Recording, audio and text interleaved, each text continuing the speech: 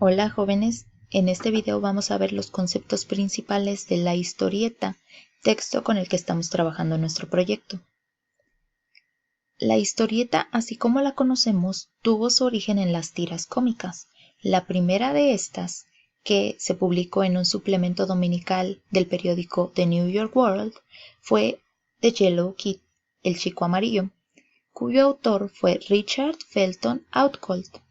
Esta tira cómica dio origen a lo que ahora conocemos como las historietas en formato de libro o los comic book.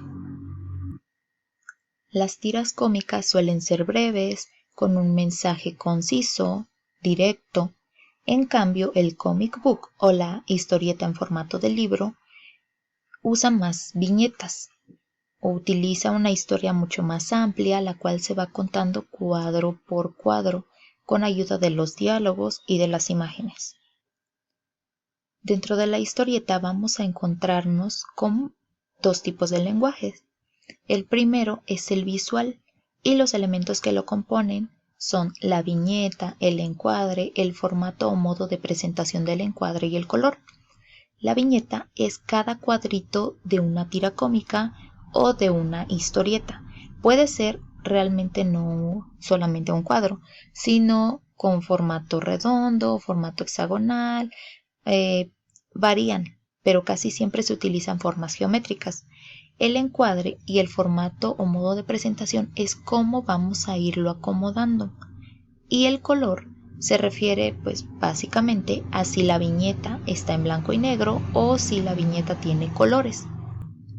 Siguiendo con el lenguaje visual, nos encontramos con los planos. Los planos son la perspectiva desde la que estamos viendo un objeto. ¿Sale? Así nos encontramos con el primer plano, que es el plano general extremo o gran plano general. Este gran plano general nos va a permitir ver todo un panorama, una ciudad, un pueblo, algo muy alejado.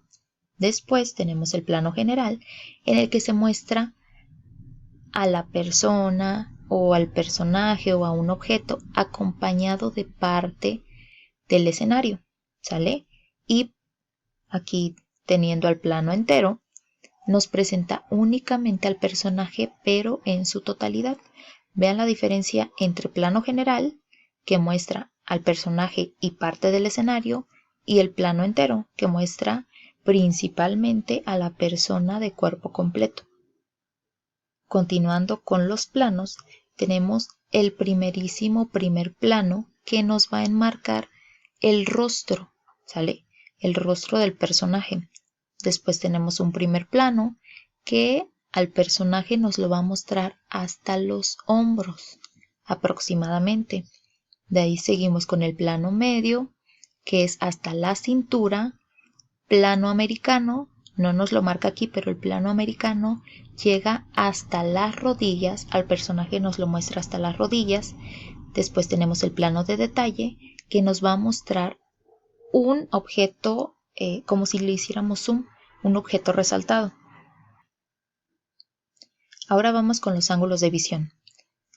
Si nosotros nos detuviéramos a ver un objeto desde la altura de nuestros ojos sin agacharnos y sin levantar la cara, estaríamos hablando de un ángulo de visión normal o medio, como este. Aquí da la impresión de que la persona está de pie mirando al frente. Por el contrario, si nosotros bajáramos la mirada, estaríamos viendo o estaríamos usando un ángulo de visión en picada, es decir, de arriba hacia abajo, dándonos la impresión de que estamos centrando nuestra atención hacia el suelo. Por el contrario, si levantamos la vista para ver algo que está más alto que nosotros, estamos usando un ángulo de visión en contrapicada, es decir, de abajo hacia arriba. A este ángulo de visión en contrapicada también se le suele llamar visión de hormiga. Ya vimos algunos elementos que forman parte del lenguaje visual. Ahora vamos al lenguaje verbal. Ustedes saben que la historia dentro de una historieta se va a ir contando por medio de imágenes, pero también por medio de los diálogos de los personajes. Aquí los elementos que nos van a ayudar para esto son, para empezar, el globo, la burbuja, bocadillo, fumeto o balún. Todos estos son los nombres que se le pueden dar a estos globitos de diálogo. Dependiendo de la forma, estos van a servir para una conversación normal, para darnos a entender que la persona llora mientras habla, para demostrar que la persona está gritando, que está pensando, que son varios los que están conversando a la vez, cuando tienen estas deltas o estos pequeños piquitos, o si está punteada, nos dan a entender que la persona está susurrándole a otra, como para darle a conocer algún secreto. Después tenemos las cartelas, cajetín, didascalia o cartucho.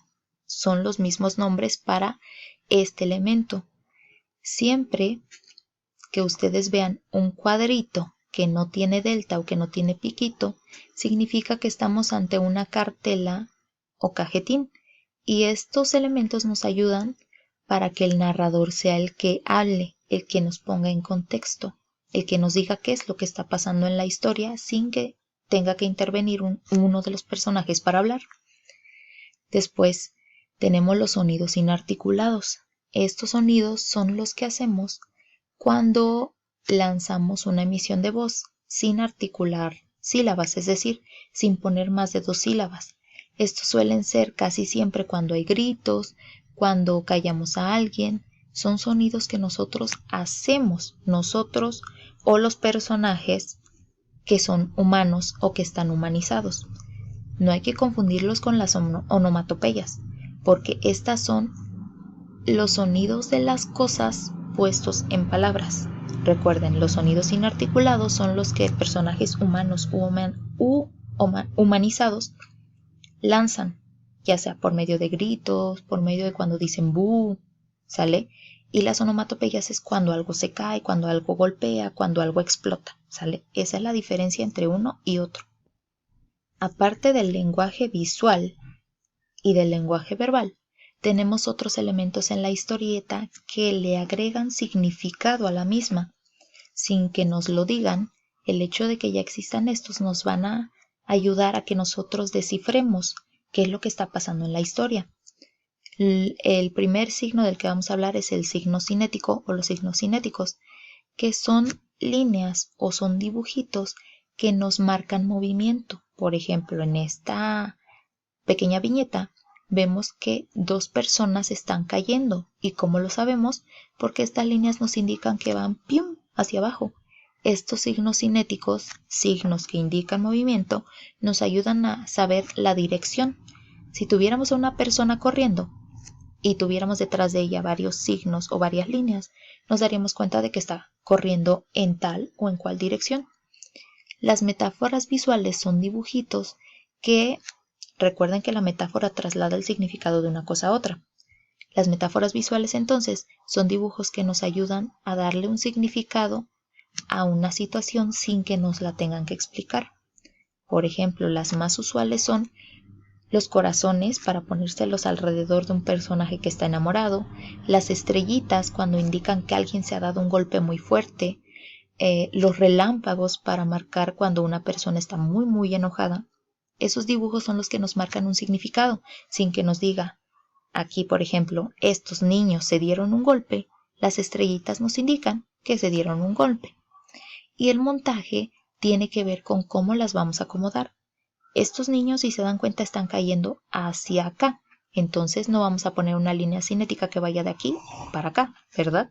Entonces hay que tener mucho cuidado con eso. Ahora, respecto a la historieta que ustedes van a hacer más adelante cuando yo les dé a conocer el tema, tienen que tener muy en cuenta que una tira cómica es breve, es válida, pero no nos dice mucho. Aquí, si se dan cuenta, solo hay un ángulo de visión en estas, aquí pues sí cambia. Todas son prácticamente el mismo dibujo con diferente texto. Ustedes háganlo así, varíen. Aquí hay un ángulo de visión, hay un plano distinto al de esta viñeta. Cuenten siempre las viñetas para que se den cuenta de cómo van a hacer ustedes su trabajo cuando llegue el turno de la actividad que más adelante vamos a ver en qué consiste y sepan cómo hacerla.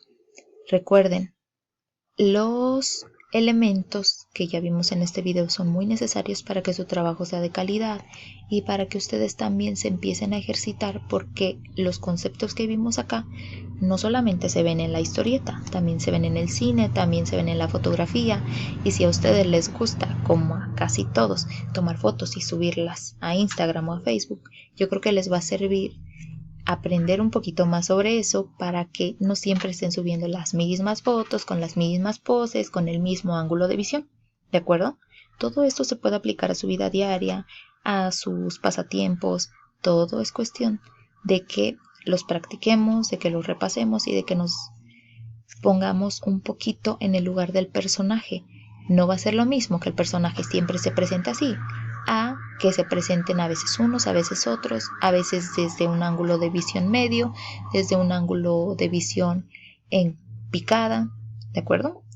Cualquier duda, ya saben que me pueden escribir, y si no, pues aquí abajo en los comentarios, ¿sale?